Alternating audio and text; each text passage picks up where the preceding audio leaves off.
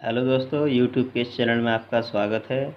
आज 12th class के लिए लाए हैं टॉपिक मैट्रिक्स इंट्रोडक्शन वीडियो है।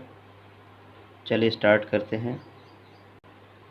कुछ परिभाषाएं, जैसे कि सबसे पहले परिभाषा आप व्यू जान लेते हैं। आप व्यू क्या होता है, मैट्रिक्स क्या होता है। तो लिखा है जैसे एम एन संख्याओं को एम पंक्तियों तथा एन स्तंभों में व्यक्त करने पर जो आयताकार सारणी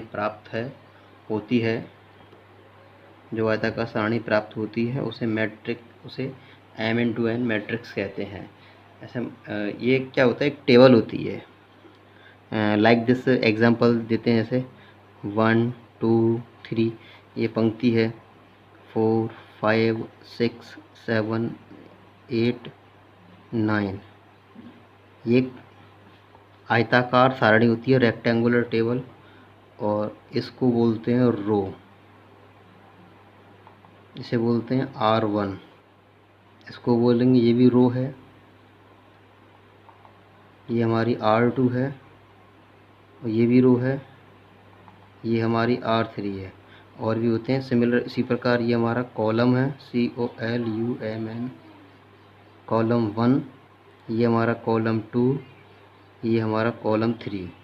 तो अब व्यू क्या होता है, एम पंक्तियाँ। अब एम पंक्ति मतलब एम बराबर क्या है, R1 हो, R2 हो, R3 हो, डॉट डॉट डॉट RN हो सकती है। और एन क्या है, कॉलम है। तो कॉलम बराबर C1 C2 C3 ऐसे कितने हो सकते हैं, जितने का ऑर्डर होगा। अब कुछ नोट है, आप व्यू का कोई संख्यात्मक मान नहीं होता। इस टेबल को देखो और खुश रहो, इसका कोई संख्यात्मक मान नहीं होता, जैसे कि डिटर्मिनेंट्स का होता है। आगे पढ़ेंगे उसे, ठीक है। ये नोट पॉइंट है। आप व्यू अभी इससे बोल दिया है कि ये आप व्यू दे दिया, इसका मान क्या हुआ, तो इसका मान होता ही नहीं है, निकालना ही नहीं है भैया।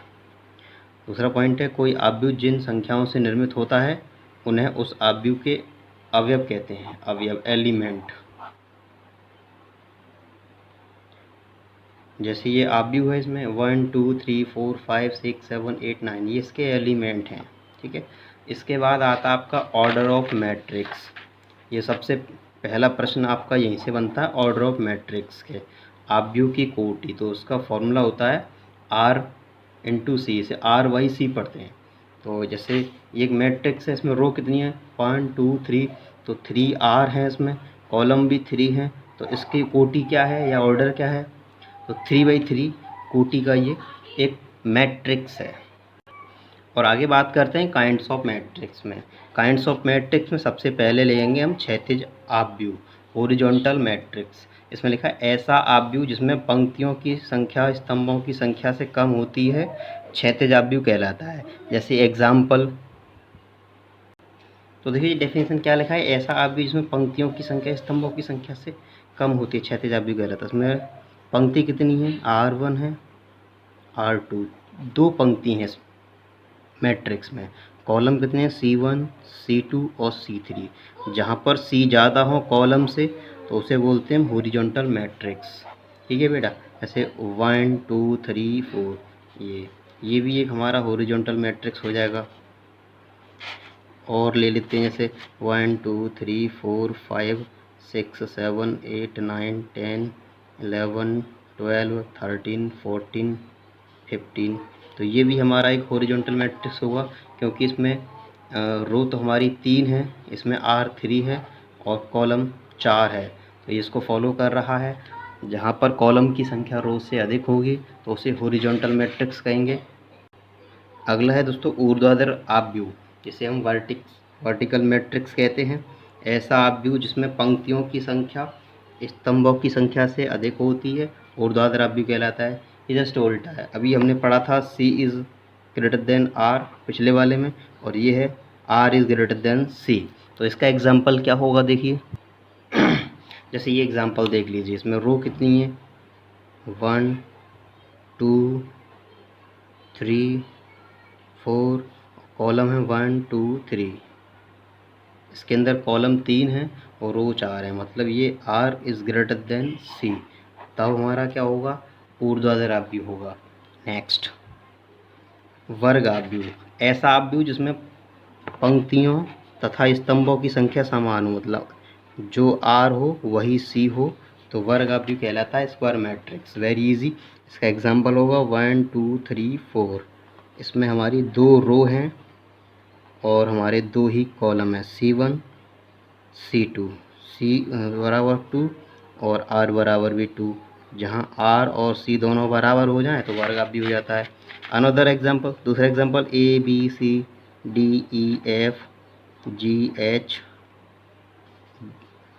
कुछ भी लिख दो। इसमें रो कितनी है, 3 है और कॉलम भी कितने हैं, 3 है। तो R बराबर C। तो इसका मतलब क्या हो गया, यह भी एक वर्ग अवयव है। नेक्स्ट अगला है दोस्तों पंक्ति अवयव या पंक्ति सदिश या रो मैट्रिक्स। ऐसा अवयव जिसमें केवल एक ही पंक्ति होती है पंक्ति अवयव कहलाता है। Example for 1 2। इसमें R बराबर 1 है और C बराबर 2 है। C कितना भी हो लेकिन R ऑलवेज 1 होना चाहिए, तब उसे हम बोलते हैं रो मैट्रिक्स। हिंदी में बोलते हैं पंक्ति अवयव और सदिश अवयव। और दूसरा एग्जाम्पल क्या हो जाएगा, जैसे A B C कॉमा नहीं होता है ये, इसमें R बराबर 1 है और C बराबर 2 है। और एग्जाम्पल ले लो, जैसे 1 2 3 4 5। इसमें R बराबर 1 है और C बराबर 5 है। 1 2 3 4 5, जैसे 1 2 3 4 5 इस तरीके से काउंट करते हैं तो कॉलम होते हैं और ऐसे काउंट करते हैं तो रो होती हैं। तो जब रो बराबर 1 हो और कॉलम 1 के अलावा कुछ भी हो, 2 3 4 5 कुछ भी हो, तो उसे हम क्या बोलेंगे, पंक्ति अवयव कहेंगे। अगला दोस्तों स्तंभ अवयव, कॉलम मैट्रिक्स। ऐसा अवयव जिसमें केवल एक स्तंभ होता है स्तंभ अवयव कहलाता है। उल्टा है भी, जैसे इसका एग्जांपल क्या ले लेंगे हम, 1 2 3। इसमें रो हमारी 3 है और कॉलम 1 है, तो ये क्या होगा, इस टाइप का होगा 1 2। इसमें रो हमारे 2 हैं, कॉलम 1 है। तो एक ऐसा मैट्रिक्स जिसका कॉलम हमेशा 1 हो और रो जो है 1 से अधिक हो तो हमारा क्या कहलाएगा, स्तंभ अवयव कहलाएगा, कॉलम मैट्रिक्स कहलाएगा। अगला है शून्य अवयव, रिक्त अवयव, जीरो मैट्रिक्स और नल मैट्रिक्स। में डेफिनेशन है, ऐसा अवयव जिसका प्रत्येक अवयव शून्य हो, शून्य अवयव या रिक्त अवयव कहलाता है। Like this 0 0 0 0। देखो ये मैट्रिक्स है 2/2 का, इसका ऑर्डर है 2/2। ऑर्डर होता है R मल्टीप्लाई C। 2/2 का एक मैट्रिक्स है, इसके ईच एलिमेंट और सारे एलिमेंट कैसे शून्य है, तो ये क्या है, शून्य अवयव हो गया। अब ये किसी भी ऑर्डर का हो सकता है, ये एक शून्य मैट्रिक्स है, ये एक शून्य मैट्रिक्स है। ठीक है दोस्तों, बहुत आसान है। अगला है इकाई अवयव। इकाई अवयव में क्या होता है, डायगोनल 1 1 होता है, इसके अलावा सारे एलिमेंट 0 0 होते हैं और ये एक वर्ग अवयव होता है। R और C दोनों बराबर होते हैं, इसका ऑर्डर है 3/3। ये 1 1 0 0। तो डेफिनेशन क्या है दोस्तों, ऐसा वर्ग अवयव, ये भी वर्ग अवयव है, ये भी वर्ग अवयव है। वर्ग अवयव क्या होता है, जिसका R और C दोनों बराबर होते हैं। तो ऐसा वर्ग अवयव जिसके मुख्य विकर्ण का प्रत्येक अवयव 1, ये हमारा मेन डायगोनल होता है, इसे बोलते हैं मुख्य विकर्ण। मुख्य विकर्ण का प्रत्येक अवयव 1 1 1 तथा सभी शेष अवयव इसके अलावा सारे अवयव कैसे होंगे, शून्य होंगे। तो उसे हम बोलेंगे इकाई अवयव या तत्समक अवयव, आइडेंटिटी मैट्रिक्स या यूनिट मैट्रिक्स। इसे हम I से रिप्रेजेंट करते हैं। अगर I3 लिखा है तो इसका मतलब है कि 3/3 का मैट्रिक्स है, और I2 लिखा है तो इसका मतलब है 2/2 का मैट्रिक्स है, और I4 लिखा है तो इसका मतलब 4/4 का मैट्रिक्स है। अगला है विकर्ण अवयव, डायगोनल मैट्रिक्स। ऐसा वर्ग अवयव जिसके मुख्य विकर्ण के अवयवों के अतिरिक्त शेष अवयव शून्य होते हैं विकर्ण अवयव कहलाता है। जैसे 1 2 3 0 0 0 0 0 0। ये हमारा मेन डायगोनल है, मुख्य विकर्ण।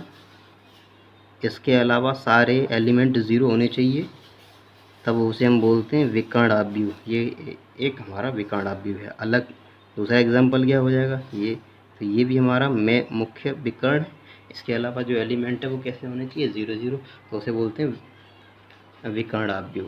नेक्स्ट अगला है सदिशाव्यू, इसे बोलते हैं स्केलर मैट्रिक्स। ऐसा वर्ग आव्यूह जिसके मुख्य विकर्ण के सभी अवयव समान तथा शून्य होते हैं अदिशाव्यू कहलाता है। जैसे कि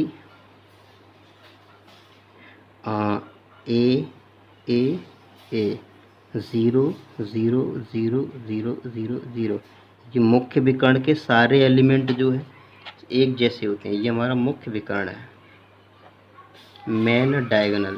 तो ये हमारा एक विकर्ण आव्यूह है, और ऐसा विकर्ण आव्यूह इसके मुख्य विकर्ण के सारे एलिमेंट समान हो जाएं तब उसे अदिशाव्यूह कहते हैं। विकर्ण आव्यूह में ये जरूरी नहीं है कि सारे एलिमेंट एक जैसे हों।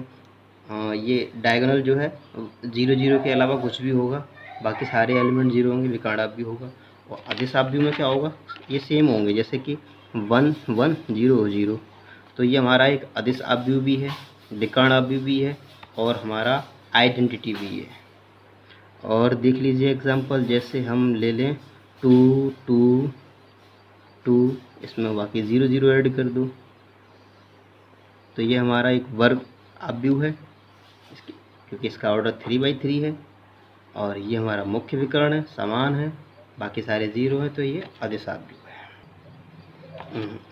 दोस्तों अब चर्चा करते हैं अपर त्रिभुजीय आव्यूह, अपर ट्रायंगुलर मैट्रिक्स। ऐसा वर्ग आव्यूह जिसके मुख्य विकर्ण के नीचे के सभी अवयव शून्य होते हैं।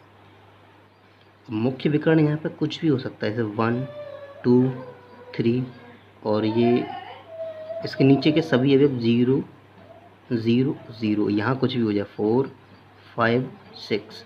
तो ये मुख्य विकर्ण है हमारा, इसके नीचे के जो एलिमेंट बचे हुए हैं वो सारे शून्य होने चाहिए, तब इसे हम अपर त्रिभुज में आव्यूह कहते हैं। और एग्जांपल देख लीजिए, जैसे 1 2 3 4 5 6 7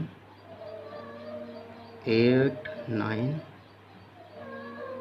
10, ये हमारा मेन डायगोनल है, मुख्य विकर्ण के नीचे के सारे एलिमेंट 0 0 हों तो उसे अपर ट्रायंगुलर मैट्रिक्स कहते हैं। सिमिलर में अगले वाले में जस्ट उल्टा है, तो इसमें हमारा क्या है, ये है ऐसे निम्न त्रिभुजीय आव्यूह, लोअर ट्रायंगुलर मैट्रिक्स। ऐसा वर्ग आव्यूह जिसके मुख्य विकर्ण के ऊपर के सभी अवयव शून्य होते हैं निम्न त्रिभुजीय आव्यूह कहलाता है। जैसे ऊपर जो देखा था उसका जस्ट उल्टा है। इसमें 1 2 3 4 5 6, इसमें मुख्य विकर्ण के ऊपर के सारे एलिमेंट 0 0 होंगे, उसे बोलेंगे निम्न त्रिभुजीय आव्यूह, क्योंकि त्रिभुज यहाँ नीचे बन रहा है और यहाँ त्रिभुज ऊपर बन रहा था, या अपर त्रिभुजीय, तो ये निम्न त्रिभुजीय। तो सो थैंक्स फॉर वॉचिंग।